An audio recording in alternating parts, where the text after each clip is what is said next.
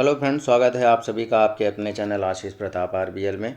शुरू करते हैं आगे टेस्ट। अभी तक हम लोग 6 टेस्ट कर चुके हैं और 6 टेस्ट वन लाइनर फॉर्म में थे अभी तक हिंदी के।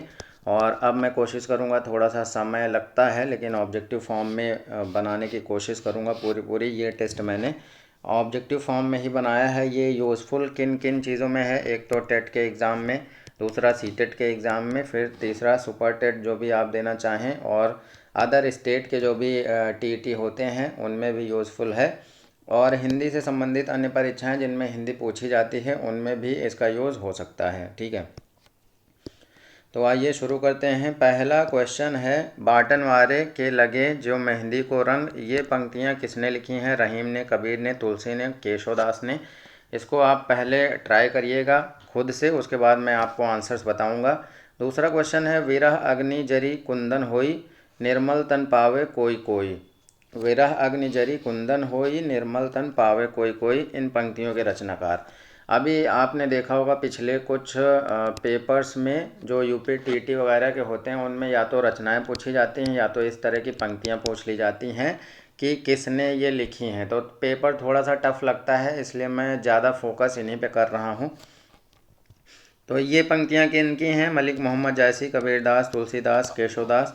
मात्रा के आधार पर स्वर के कितने भेद होते हैं ये आपको बताना है, 2, 3, 4 या 5। अतल का विलोम आपको बताना है कि अतल का विलोम क्या होता है, समतल, वितल, अवतल, अभितल।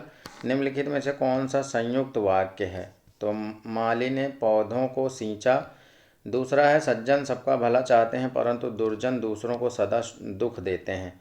तीसरा है, परिश्रम ही जीवन है एवं आलस्य मरण का नाम।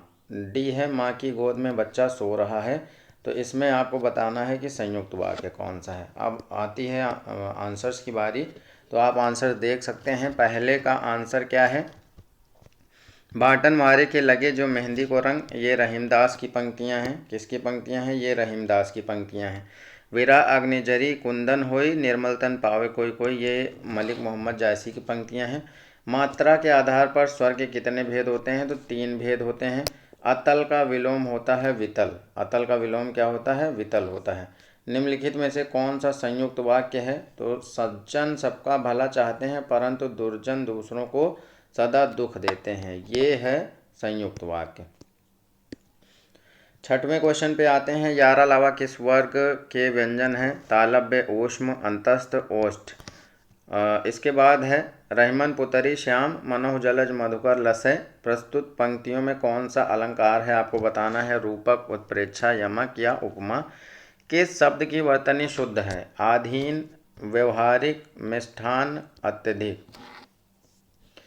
फिर 9वां क्वेश्चन है, सवाल जवाब, बहस हुज्जत या दिए गए उत्तर पर उत्तर के लिए एक शब्द क्या होता है? उत्तरापेक्षी, उत्तरण, प्रत्युत्तर, उत्तरोत्तर। निस्दिन बरसत नैन हमारे, इस पंक्ति के रचनाकार कौन है? तुलसीदास, रहीमदास, कबीरदास या सूरदास। आंसर्स की बारी है। आंसर्स हैं, यारा लावा अंतस्थ व्यंजन कहलाते हैं। रहमन पुतरी श्याम मनोह जलज मधुकर लसय, ये इन पंक्तियों में कौन सा अलंकार है? तो इनमें उत्प्रेक्षा अलंकार है। किस शब्द की वर्तनी शुद्ध है? तो अत्यधिक एकदम शुद्ध है। अधीन नहीं होता, अधीन होता है। और व्यावहारिक होता है, व्यावहारिक होता है, तो इसमें ये गलत है। फिर सवाल जवाब, बहस हुज्जत या दिए गए उत्तर पर उत्तर के लिए एक शब्द है प्रत्युत्तर। निस्दिन बरसत नैन हमारे, इस पंक्ति के रचनाकार कौन हैं? तो इस पंक्ति के रचनाकार हैं सूरदास। 11वें क्वेश्चन पे आते हैं, परहित सरिस धर्म नहीं भाई, पर पीड़ा सम नहीं अधमाई। इस पंक्ति के रचनाकार कौन है? तुलसीदास, सूरदास, केशवदास या कबीरदास। जो अच्छे कुल में उत्पन्न हुआ हो, इस शब्द समूह के लिए एक शब्द क्या है? वाक्यांश के लिए एक शब्द, कुलीन, समृद्ध, धनी या कृपण। मदिरा पीने का प्याला के लिए एक शब्द क्या है? उसको क्या बोलते हैं? चश्म, चषक, चष्क, चषक। माता का समानार्थी है अम्बु, अम्बा, अंबर, अवनी। व्यापारी का वर्ण विच्छेद कीजिए। तो व्यापारी का वर्ण विच्छेद आप कीजिए, इनमें से कौन सा सही है? एक आध साल इस तरह के भी क्वेश्चन पूछे गए हैं। आंसर्स देख लीजिए। परहित सरिस धर्म नहीं भाई, ये तुलसीदास की पंक्तियां हैं। जो अच्छे कुल में उत्पन्न हुआ हो उसको कुलीन कहा जाता है। मदिरा पीने का प्याला के लिए एक शब्द है, सही शब्द है चषक। माता का समानार्थी है अम्बा। व्यापारी का वर्ण विच्छेद अगर किया जाएगा तो ये वाला ऑप्शन आपका सही है, वा या आ पा आ रा ई। अगले क्वेश्चन पे बढ़ते हैं। 16वां क्वेश्चन है अंश और अंश, इन दोनों के अर्थ आपको बताना है कि कौन सा वाला अर्थ इनमें से सही है। फिर अगला है नाखून क्यों बढ़ते हैं, किसकी रचना है, महावीर प्रसाद द्विवेदी, शांतिप्रिय द्विवेदी, श्रीधर पाठक, हजारी प्रसाद द्विवेदी।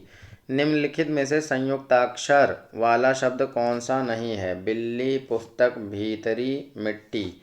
19वां क्वेश्चन है निम्नलिखित में से कौन सा कथन सही नहीं है, ह्रस्व ई की मात्रा व्यंजन की बाईं ओर लगती है, पाई वाले व्यंजनों के साथ दूसरे व्यंजन को जोड़ते समय पाई हटा दी जाती है, बिना पाई वाले व्यंजनों के संयोग के लिए हलंत चिन्ह का प्रयोग किया जाता है, हिंदी में विसर्ग सभी शब्दों में लगते हैं। तो इनमें से आपको बताना है कौन सा सही नहीं है। 20वां क्वेश्चन है विकलांग, श्रद्धा का दौर, ठिठुरता हुआ गणतंत्र एवं प्रेमचंद के फटे जूते आदि किसकी रचनाएं हैं, हजारी प्रसाद द्विवेदी, कुबेर नाथ राय, हरिशंकर परसाई या गणेश बिहारी। तो इनके आंसर्स आप देख सकते हैं। अंश का अर्थ होता है हिस्सा और अंश का अर्थ होता है कंधा। नाखून क्यों बढ़ते हैं, यह रचना है हजारी प्रसाद द्विवेदी की। निम्नलिखित में संयुक्ताक्षर वाला शब्द कौन सा नहीं है, तो भीतरी नहीं है। निम्नलिखित में से कौन सा कथन सही नहीं है, तो हिंदी में विसर्ग सभी शब्दों में लगते हैं, ये सही नहीं है। विकलांग, श्रद्धा का दौर, एक तो ये रचना है, फिर दूसरी है ठिठुरता हुआ गणतंत्र, फिर तीसरा है प्रेमचंद के फटे जूते। तो ये तीनों ही रचनाएं हरिशंकर परसाई की हैं, हरिशंकर परसाई की हैं। अगला है शिवपालगंज स्थान किस उपन्यास से संबंधित है, मैला आंचल, राग दरबारी, गुनाहों का देवता, विश्रामपुर का संत।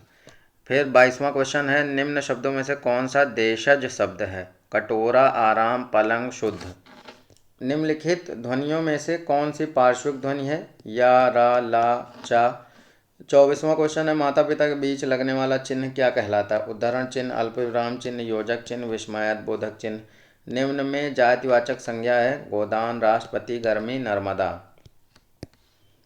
तो आंसर देख लीजिए। शिवपालगंज जो है वो राग दरबारी उपन्यास से संबंधित था।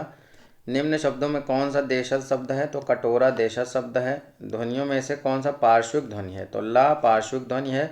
माता पिता के बीच लगने वाला चिन्ह क्या कहलाता है, इसको योजक चिन्ह कहते हैं, जो इस तरह से लगता है। जातिवाचक संज्ञा है राष्ट्रपति। अगला है स्वागत में कौन सी संधि है, स्वागत में कौन सी संधि है, दीर्घ, अयादि, यण या वृद्धि। पाठ्यक्रम का विस्तार वहाँ तक है जहाँ तक जीवन है, ये किसका कथन है, कनिंघम, ले, बवित, मुनरो। तो ये कुछ आपके पेडागॉजी वाले क्वेश्चन हैं, इनको भी हम देख लेते हैं 5-5 क्वेश्चन करके।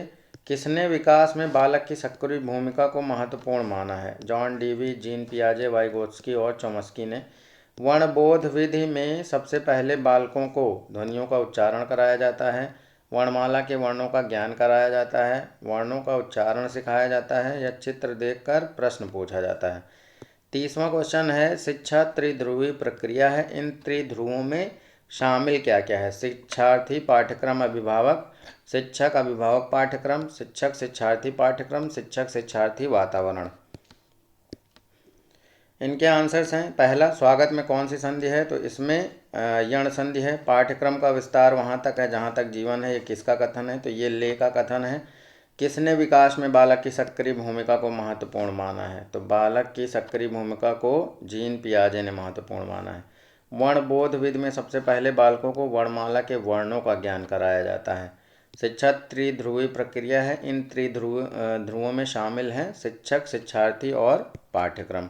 तो ये थे आज के 30 क्वेश्चन। इसमें मैंने कोशिश की है कि हर बार 5 क्वेश्चन आपके पेडागॉजी के रहेंगे और 25 क्वेश्चन आपके सब्जेक्ट से रहेंगे, जिससे आपके सारे क्वेश्चन वहाँ पे एग्ज़ाम में हो जाएं। मिलते हैं नेक्स्ट वीडियो में। Thanks for watching.